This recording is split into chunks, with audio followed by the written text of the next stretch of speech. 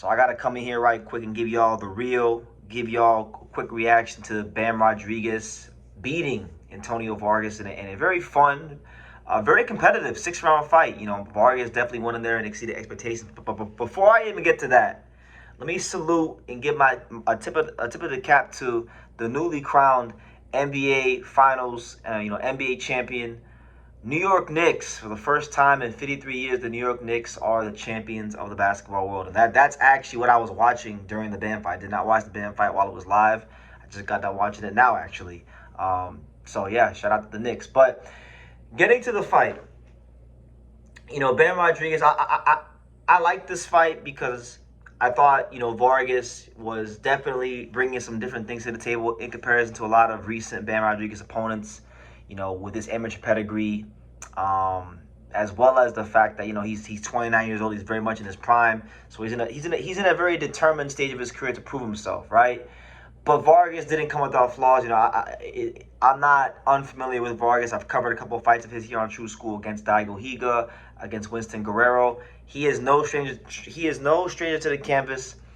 He can and will get dropped. He's done it many times before, and he's shown a lot of heart and resilience. But you can't be doing that against guys like Bam, right? But anyway, really good fight because Vargas, he had a game plan where his game plan was to put Bam Rodriguez on the back foot. And the reason why I believe he wanted to put Bam Rodriguez on the back foot was because he was trying to limit Bam Rodriguez angling off as much as possible, which in theory is a good game plan. But one thing about Bam that makes Bam such an effective fighter is that whether you're mid-range, long range, or even in very close quarters, Bam has a way of getting that foot on the outside and finding angles to pivot around you and turn on you, right?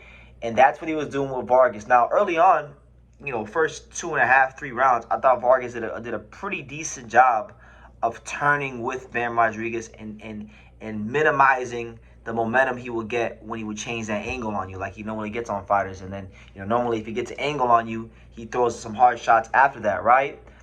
But as the old saying goes in boxing, that class will tell over time, and boy, did it ever. Now, to Vargas' credit, he was pushing Bam back, and he was putting a high volume of punches together. And Bam had even acknowledged in the post-fight interview that he did have good pop in his punches. But from where I was sitting, it's just my opinion. Back when I used to go to this gym in South Florida to go get interviews, and in one of the gyms, gym called Warriors Boxing Gym, I used to always see Sugar Hill Stewart in there, the trainer of Tyson Fury. And he used to criticize certain fighters in the gym when they wouldn't turn the punches over properly or get full leverage on their punches. He used to call their punches accident punches. And, I feel like Vargas was trying to throw points to score. He wasn't necessarily turning his shots all the way over. But he does have good natural heavy hands, and so that's why Bam did feel the pop. But I do feel like there was some accident punches being thrown by Vargas. I think he was trying to score, and that was what it was from where I was sitting. But make that what you will. It was effective in spots, but it wasn't going to be effective long term because Vargas, when he would throw his shots, his head would stay right there on the line. And then he's throwing the shots at the same speed and the same cadence. And when you fight a guy like Bam Rodriguez, who's got this way about him of just gliding around his opponents and then finding these shots around the guard, around the flanks, he throws his punches with a lot of dexterity and just, he sees a lot of shots that most fighters don't see, and he's a very creative offensive fighter. So Vargas' game plan, while it was effective, and while he did win a lot more rounds than a lot of fighters traditionally do against Bam, it wasn't gonna work long term just because defensively after he punches he has bad habits, and his punches weren't getting the full respect of Bam long term in the fight. You understand? So Bam made the adjustment. I think Bam's ability to glide around his opponents, turn his opponents, it puts pressure on the opponents. And while Vargas did a good job for 2.5, maybe 3 rounds of turning with Bam and not allowing Bam to get to the side of him, as the fight wore on, he wasn't able to continue doing that, and Bam was able to find really hard shots around the guard, and he dropped them in, what was it, the 5th round, And then in the 6th round, he hit him with a left hook around the guard like this, and that was all she wrote. Vargas gets packed up, and listen, a very good win for Bam Rodriguez. Vargas is a good fighter. Vargas is a top contender in the bantamweight division. I actually think it's one of the better wins in his career. Even though you could say a guy like Kofu was a legitimate champion, I would class Vargas as a higher as a fighter than Fumulele Kofu. Fumulele Kofu didn't even come to win. Fumulele Kofu sat in the corner the whole fight and fought to not get his ass knocked out early. Vargas actually came to win, and he had to get put out on his back in order to do so. So I can respect the effort from Vargas.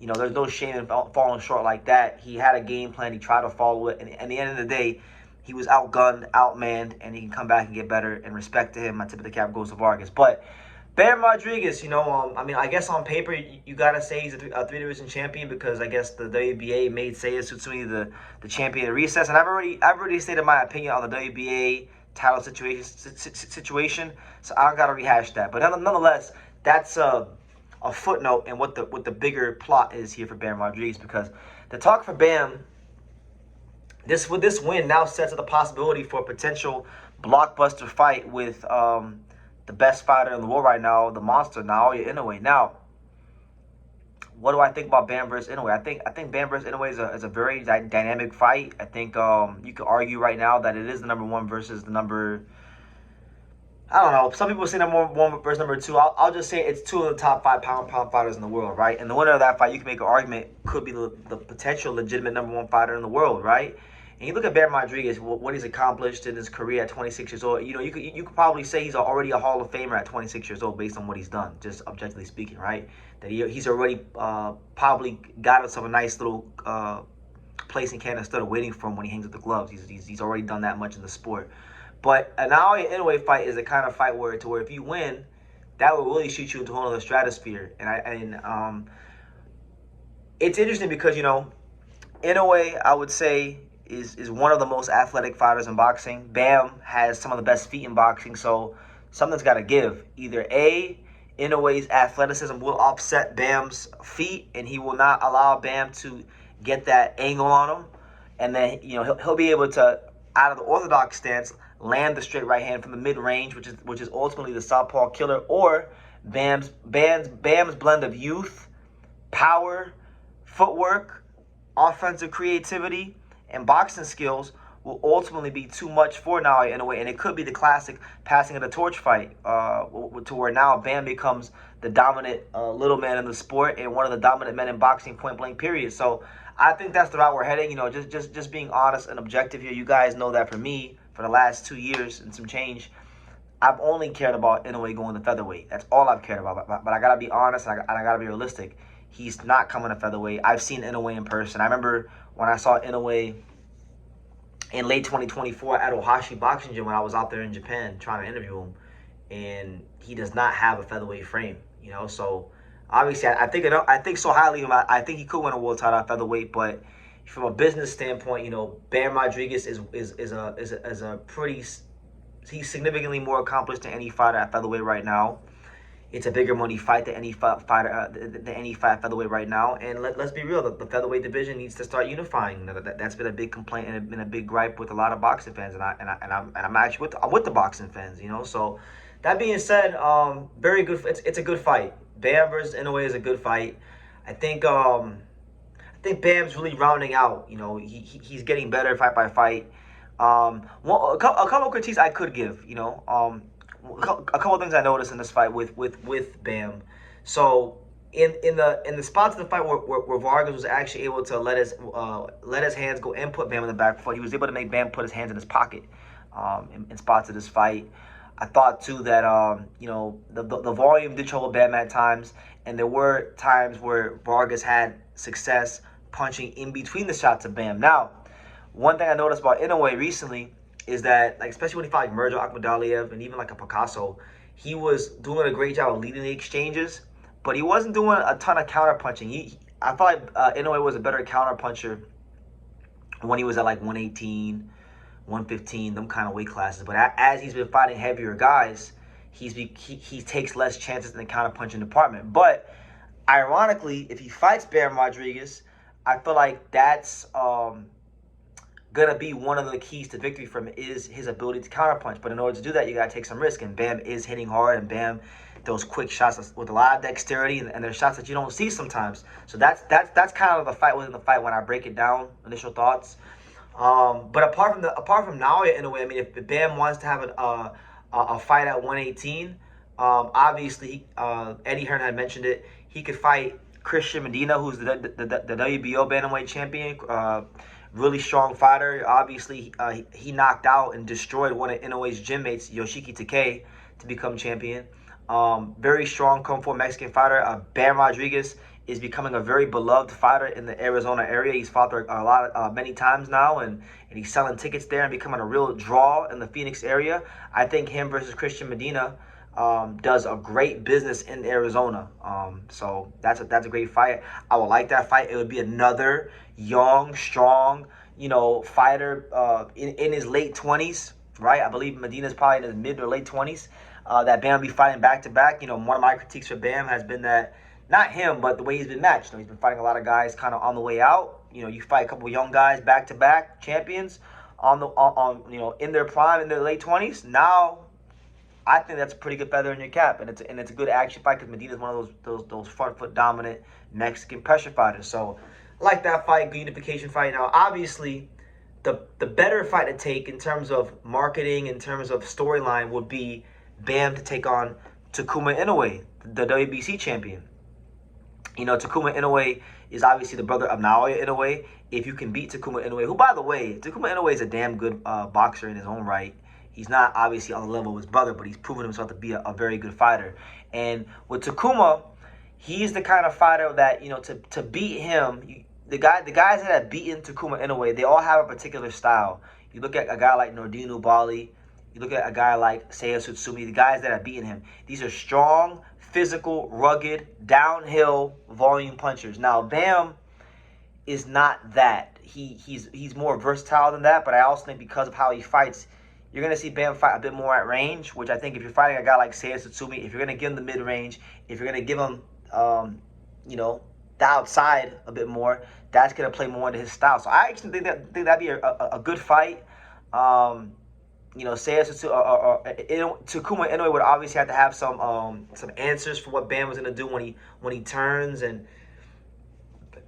goes to the body and things like that. But he's a very good athlete. He'd probably be, I would say he'd probably be arguably the most athletic fighter Bam has fought in his career to date. So obviously, if you're going to do the Naoya Inoue fight, that's the perfect precursor fight. But those are my thoughts on Bam Rodriguez. A damn good fighter, a guy that is clearly one of the best fighters in the world right now.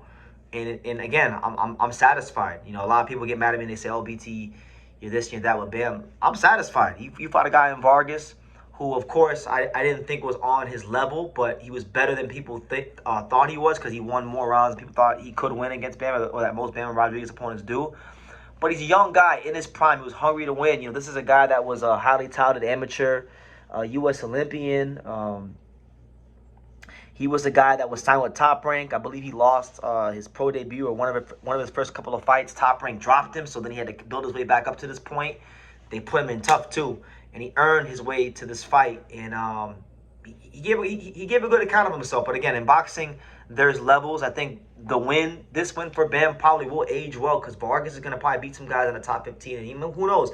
Maybe he'll come back and become champion again. But again, there's levels. And while Vargas is a good pro, he's an elite contender, a top contender, Bam Rodriguez is one of the best fighters in the world. Like true, pound for pound talents. That levels were shown and demonstrated by Bam. And Bam just continues to add to the legend in real time. So really good performance. You could probably argue and say that Vargas was probably actually winning before he got knocked down the first time, and I believe it was the 5th round. You could probably say he was up 3-1, which a lot of fighters can't say that against Bam. So he, like I said, good account of himself. I like watching Vargas fight. He's always been worth our time and our attention, but Bam is just on another level. And as far as the Inoue fight, I think there's a lot of things stylistically that make that fight interesting. And yeah, we'll see how it goes. I think it'll be a massive fight in Japan. They talked about doing it, I think, at the Japan Olympic Stadium, I believe, if I'm not mistaken. I saw a report week or two ago that they were talking about doing Bam versus Inoue potentially on Netflix, right? So if we're talking about Netflix, if we're talking about Olympic stadiums, if we're talking about pound supremacy, all those things make that occasion between Inoue and Bam a true legacy-defining fight. So we'll see how it goes. But those are my thoughts on Bam versus Antonio Vargas, Bam versus Naoya Inoue, and Bam potentially fighting the monster or his brother or Chris Medina. And I'll add this. Let me add this last thing because I know we're already 15 minutes in, so I appreciate you guys if you guys already are already here with me. Personally, for me, I would like to see Bam take a fight at 122. I know he just got the 118, but I would like to see Bam fight Ramon Cardenas or Sebastian Hernandez Reyes. I think those guys are two top contenders in the division. If he can beat either one of those guys in convincing fashion, one guy almost knocked out Inoue and Cardenas, gave him a tough fight last year. The other guy, in my opinion, beat Judo Nakatani. He's a top fighter. I think those are also potential options if they wanted to go down that route. But I probably think they're going to go more of like Christian Medina, Takuma Inoue. And then if Bam wins that fight, he'll probably jump straight to 122 and fight the monster. Because let's be real, the monster is not getting any younger. He's 33 now, so got to get a move on and strike while the iron's hot. So those are my thoughts. You give yours down below, and I will see you guys in the next video.